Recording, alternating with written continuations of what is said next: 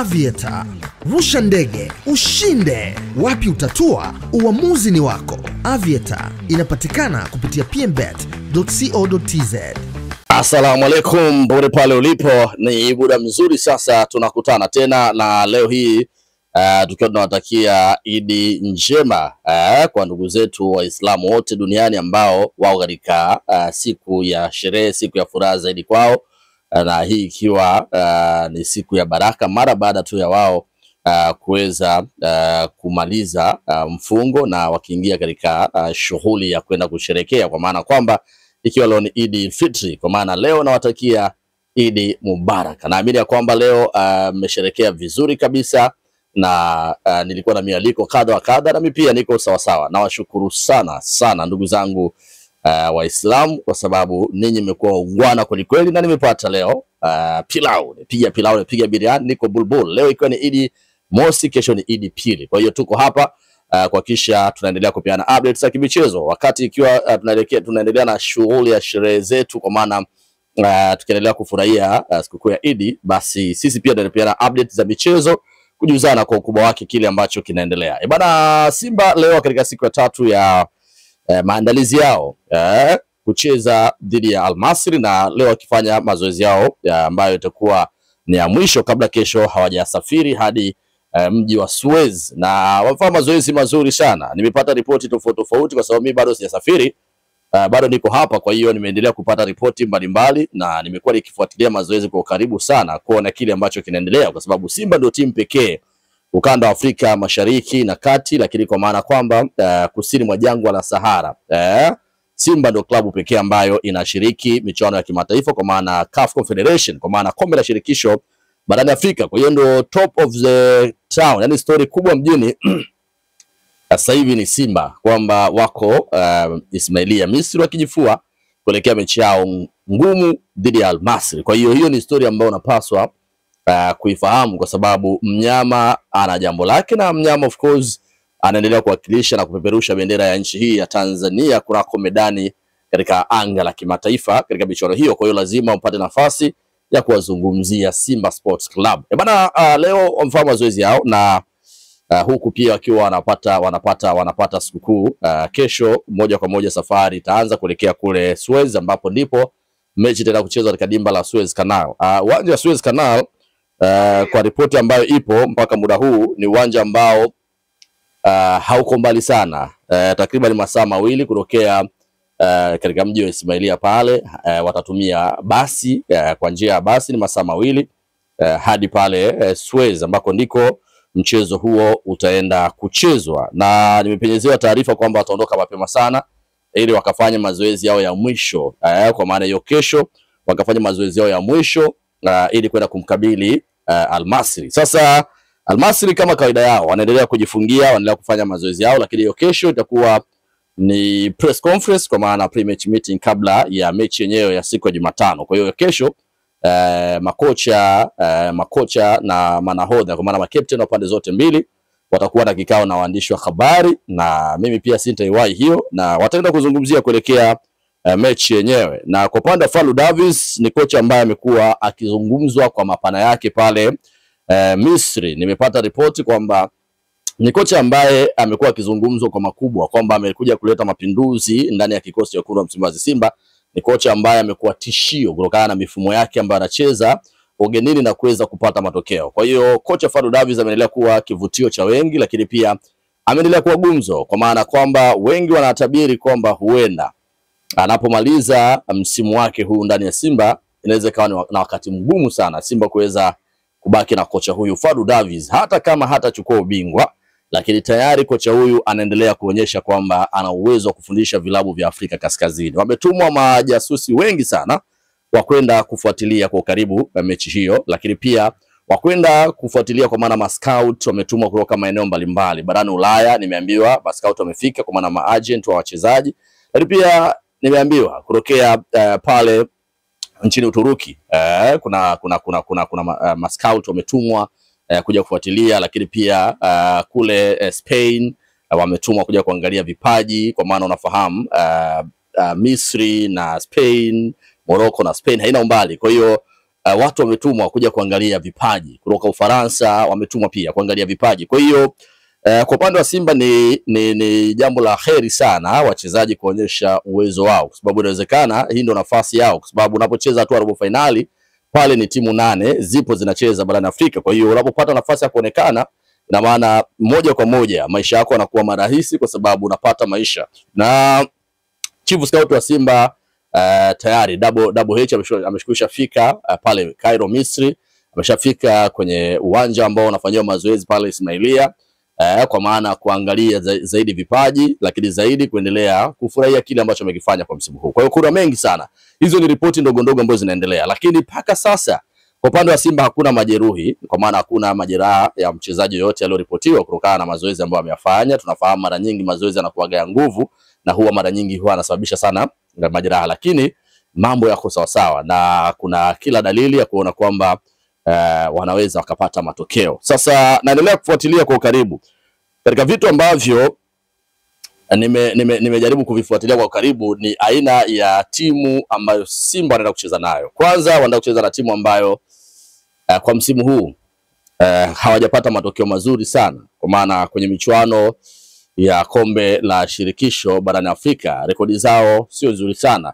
Rekodi zao haziwabebi, kwa maana wameshinda 2, lakini imagine wamepata sare 3 na hawana matokeo mazuri ya kuridhisha. Kwa hiyo utaona ni timu ambayo iko ikienda kwa kusuasua, wanashinda, wanatoka sare nyingi na wakipoteza pia mechi zao. Lakini kingine tu ni kwamba wamekuwa wazuri wakiwa nyumbani. Wakiwa nyumbani kwao kupoteza na kuwa ngumu sana, zaidi ni kutoka sare. Lakini kingine ni kwamba wameboresha baadhi ya maeneo, hasa katika eneo la ulinzi na pia katika eneo la ushambuliaji. Mpaka sasa kuna chuma kinazungumzwa kinaitwa Mohsen. Mohsen ndio mchezaji pekee ambaye anazungumzwa sana.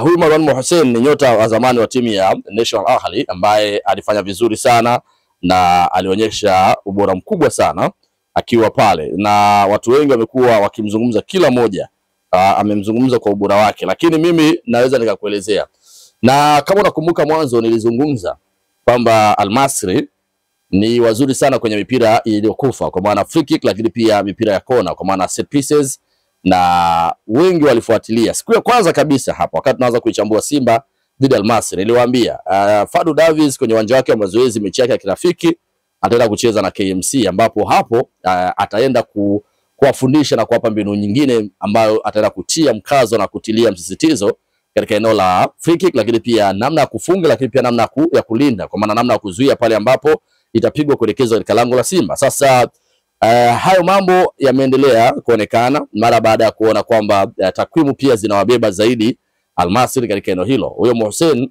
katika mipira ya kona, yeye amewahi kupiga hat-trick katika mipira tu ya kona, inapigwa anafunga kwa kichwa, inapigwa anafunga kwa kichwa, inapigwa anafunga kwa kichwa. Kwa hiyo utachukua hiyo kwa maana ni mchezaji wa namna gani, mchezaji mwenye uwezo mkubwa ambaye ana uwezo zaidi kutumia ya kichwa. Sasa kwa upande wa Simba kwa sasa kuna wachezaji ambao wana uwezo wa kuruka hewani, kwa maana mtu kama Karabu, lakini pia mtu kama Abdrazak Hamza wamekuwa na uwezo. Lakini faida nyingine ya Simba namna kwa detect hawa jamaa ni kwamba lazima wacheze kwa kushirikiana, kwa maana muda wa kukaba wanakaba wote, muda wa kushambulia wanashambulia wote, na muda wa kufunga wanakuwa katika eneo la kufunga, lakini muda ambapo wanacheza wakiwa hawana mpira wanakuwa very quick kuhakikisha wanahakikisha wanaenda kulinda na kuchukua mpira na kuretain katika nafasi hasa ya ushambuliaji. Kwa hiyo kila nafasi ambayo Simba wanaipata wanapaswa kuzingatia zaidi kufunga. Yaani hakuna nafasi ambayo Simba anapaswa kuipata na kuichezea. Kila nafasi ambayo wanaipata wanapaswa kuifanya kuwa ya dhahabu kwao. Kila nafasi ambayo wanaipata wanapaswa kuhakikisha inazaa kuwa goli. Kwa hiyo kama watafanikiwa kumfunga Al Masry kipindi cha kwanza goli 1 ama goli 2, anakuwa amemaliza ule mchezo, kwa sababu Al Masry, tabia ya Waarabu wengi wana tabia ya kupanic. Kwa maana mara nyingi wamekuwa na tabia ya kupanic, huwa kwanza wakikufunga wana tabia kupoteza muda. Pili, wakikufunga wana tabia kucheza na marefa. Tatu, wakikufunga wana tabia ya kumharasi mwamuzi. Sasa ukimfunga unamtia wazimu, kwa maana kama alikuwa anapaki basi anaanza kufunguka na yeye akitaka kushindana na wewe. Kwa hiyo utaona wazi namna tu ambavyo anaweza akamsumbua Simba kama endapo atamfunga kipindi cha kwanza. Kwa Fadlu Davis anapaswa kutumia mifumo yake aliyotumia, dhidi ya Al Ahly Tripoli ya pale Libya. Alienda pale Libya na akafanikiwa, na Al Ahly Tripoli moja ya timu ngumu sana iliyosajili kina Mabululu bilioni 4, lakini ameenda pale piga ni kupige, Simba wanajaa kwenye eneo lao, muda wa kutoka wanafanya counter pressing, wanaenda juu wote, wanarudi kwa pamoja, wakicheza kwa mshikamano ule pale. Al Masry anapasuka mapema, kwa sababu kwangu mimi kiniambia Al Masry na Al Ahly Tripoli timu gani ambayo ni ngumu ulioishuhudia, naweza kuambia Al Masry wamepita pita kibahati bahati, kwa sababu hata kundi lao halikuwa gumu sana, lakini angekutana na Al Ahly Tripoli leo tungemuona pale, yeye angetoka. Kwa hiyo Al Ahly Tripoli alisumbuliwa na Simba kule, wakatoka suluhu, wanaenda kwa Mkapa, anapigwa goli 3, utaona 3-1, lakini hapo Simba na Constantine anapokea goli 2-1, makosa ya Shefondo Malone, lakini anakuja kwa Mkapa anamfunga Constantine, anampiga Sfaxien home and away, anampiga Bravo Dumaquiz kwa Mkapa na kutoka sare pale katika ardhi ya Angola. Kwa hiyo utaona katika mechi ambazo Simba amecheza, amepoteza mechi moja tu dhidi ya Constantine, lakini nyingine zote ameshinda, huku akitoka sare ambazo zinafika sare 2. Sasa utaona ni timu ya namna gani. Kwa hiyo wale Al Masry wao wenyewe wameingiwa na mchecheto, wameingiwa na ubaridi, wakiamini kwamba Simba wana uwezo wa kushinda hiyo mechi kutokana na aina ya wachezaji walionao. Kibu Denis Prosper ndo mchezaji ambaye mpaka sasa amekuwa gumzo, anazungumzwa zaidi pale Misri, kwa maana ndo mchezaji amekuwa na nishati ya nguvu, energy ya kutosha ya upambanaji, amekuwa na msaada mkubwa, mchango mkubwa sana, hasa timu inapokuwa katika mashindano makubwa kama haya. Lakini pia ongezeko la Elie Mpanzu Kibisa, wala namna kupush mashambulizi kwa upande wa Simba ni faida nyingine kubwa sana. Lionel Ateba atakuwa anasimama kama Laurel striker, kwa maana ni mshambuliaji ambaye atakuwa amesimama pale mwenyewe kama mwana mpweke. Yeye kazi yake itakuwa kuhakikisha mabeki wa timu ya Al Masry hawatembei uwanjani, yani yeye atakuwa na wagadi mabeki wakati anapambana nao. Kule Jean Chaza huwa anafunga, kule Mpanzu anafunga, kule Kibu Denis anafunga, anawapa urahisi, hata Zimbo Kapombe anaweza akafunga. Kwa hiyo lazima kocha alikuwa anaelezea kitu hapo kwamba Simba wakitumia nishati, wakitumia nguvu, wakitumia ubunifu wao, namna ambavyo wamekuwa wakicheza na faida walionao Simba ugenini. Wamepoteza tu dhidi ya Constantine katika hatua za makundi, lakini ukiangalia kikosi cha timu ya Al Masry, wao wamekuwa kitoka tu sare za hapa na pale, yani kushinda kwao ni magumashi. Kwa hiyo hata wao wenyewe wameanza kuingiwa na ubaridi. Kwa hiyo kwangu Simba wakitumia nishati yao, wakitumia mbinu za kocha wao Fadlu Davis, namna kucheza ugenini, naona uhakika wa Simba kuweza kupata matokeo katika mechi hiyo. Simba hiyo mechi iko kwenye mikono yao. Kama walipambana kwa misimu yote wakiishia tu robo finali, awamu hii Mungu anataka kuwavusha Simba. Lakini kama wao hawatajituma, na kama Simba hawataonyesha upambanaji wao, na kama hawataenda kuzifanya mbinu za kocha wake kuwa bora zaidi, kama hawatatumia mbinu za kocha Fadlu Davis kwa umakini mkubwa, unaweza kashangaa wanatoka sare au wanafungwa. Kwa sababu Simba akishinda ile mechi kuna uhakika wa 100% kwenda kushinda katika uwanja wa Benjamin Mkapa. Bwana, taarifa nzuri tu ni kwamba safari ipo, safari tunayo. Mzee wa friji bovu, nimekamilisha kila kitu, passport tayari ninayo mkononi, visa tayari ninayo mkononi, na tunamshukuru Mungu sana kwa kuweza kufanikisha hilo. Kwa hiyo safari tunayo na tunatamba nayo. Jumatano alfajiri kuanzia saa 9 niko pale airport, tukiwa tunaelekea moja kwa moja Cairo, na mara baada ya hapo tutaelekea zetu kule Ismailia kwa ajili ya kwenda kuangalia mechi yenyewe. Kwa hiyo mapema kuanzia saa 7 saa 8 mimi nitakuwa nikianza kuripoti taarifa. Mungu akitujalia tutakuwa tumekushafika huko. Taarifa zote za Misri nitakuwa nawaletea live kabisa kutokea huko Misri na uwanjani. Kwa wakati tunaanza safari tukiwa airport pale Terminal 3 katika uwanja wa kimataifa wa Mwalimu Julius Nyerere, nitakuwa nikianza kuwapa update pale. Waandishi wa habari wengi watakuja pale kuchukua habari, watakuja kunihoji. Utasikia mengi sana kupitia channel hii, kila kitu ambacho utakuwa nakifanya utakuwa kikisikia pale. Kwa hiyo hakikisha unakuwa karibu na channel hii, kisha una subscribe ili usipitwe na kila kitu ambacho kinaendelea. Kwa wale ambao wamenisupport kwa asilimia kubwa na washukuru sana. Wale ambao wamechanga kwenye namba yangu ile ya M-Pesa kwa uchache wao, najua asanteni sana. Mmeweza kusupport baadhi ya vitu, nauli hapa na pale, kukimbia kutafuta visa na mambo kama hayo, mmesupport, ingawa sio kwa kiwango kikubwa, lakini kwa kile kidogo ambacho mmekifanya kwangu nyenye ni watu wa thamani sana, ninawapenda na safari hii tunayo. Pia kingine nimshukuru sana mzee wangu, mzee Azim Dewji. Huyu ni mfadhili wa zamani wa Simba ambaye mara baada ya kuona juhudi zangu, mapambano yangu kwenye mitandao na namna ambavyo nafanya kazi yangu vizuri kwa weledi kwenye YouTube channel, mzee wangu aliingilia kati swala la visa, akapambana kwa 100%. Leo hii siku ya Eid, kumbuka leo ni Eid mosi, ofisi imefunguliwa na tumepata visa, na hii mara tu baada ya mzee wangu mzee Azim Dewji kuona kwamba napambana, na amefuatilia kupitia YouTube kwamba nina shida ya visa, na story kubwa ilikuwa ni kutaka kupata visa. Passport tayari ninayo, gharama tayari Mungu amejalia, na yeye pia akaona kwamba achangie na yeye pia kidogo ili mimi niweze kusafiri. Kwa kwangu mimi namshukuru sana mzee wangu mzee Azib Dewji, huyu ni mfadhili wa zamani wa Simba ambaye kisema kweli amechangia kwa asilimia kubwa pia safari yangu hii kuweza kwenda kule Misri. Kwa hiyo ninyi pia mmesupport kwa kiwango kikubwa sana. Namna ambavyo nilikuwa nikizungumza hapa YouTube, mzee wangu pia akaona hilo, naye pia akaweka mkono wake. Kwanza namshukuru sana sababu amepressurize, amepambana niweze kupata visa, na leo nimepata visa. Ofisi imefunguliwa kwa ajili ya mzee wa Friji Bovu. Nimeenda pale nimekabidhiwa visa na safari inaenda kuanza. Jumatano alfajiri tutachukua ndege ya Egyptian Air moja kwa moja, kwa maana ndege ya shirika la ndege la Misri moja kwa moja hadi kule Misri.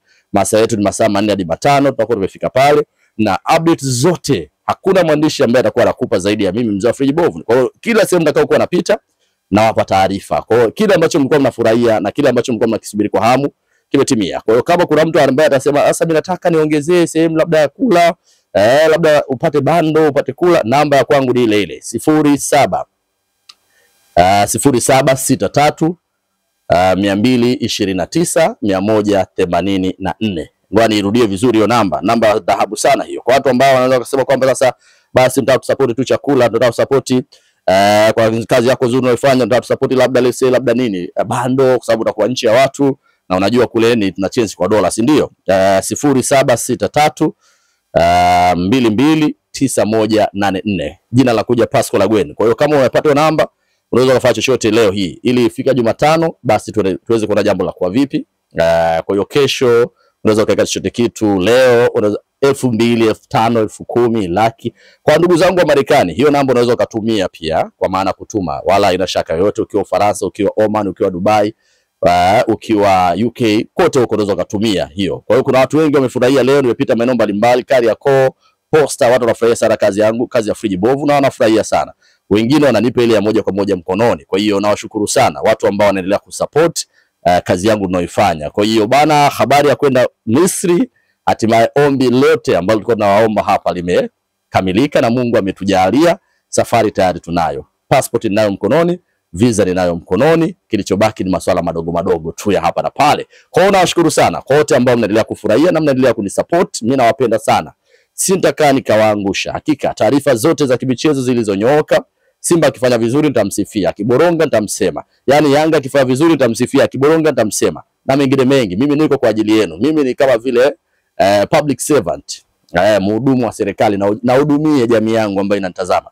Endelea kusubscribe, lakini pia niwapongeze sana kuweza kufikisha subscribers 100,000. Tayari tumefikisha, ukiangalia hapo juu utaona tuna subscribers 100,000. Kwa maana ukiangalia tumefikisha watazamaji 100,000 ambao wanafuatilia channel hii. Kwa hiyo zawadi yetu ile tuzo yetu iko njiani na kuja muda sio mrefu, na nafikiri mara baada ya mechi za nusu finali endapo Simba anafanikiwa, sababu Simba kufika hatua nusu finali wa mimi naiona, na mimi bana Mungu huwa ananionyesha. Naona Simba anafika nusu finali. Kwa hiyo hadi kufika nusu finali bango letu la zawadi utaliona hapo nyuma. Kwa hiyo bana, washukuru sana wote ambao mmekuwa nami, naendelea kusupport. Cha kufanya ni wewe ambaye bado hujasubscribe, endelea kusubscribe.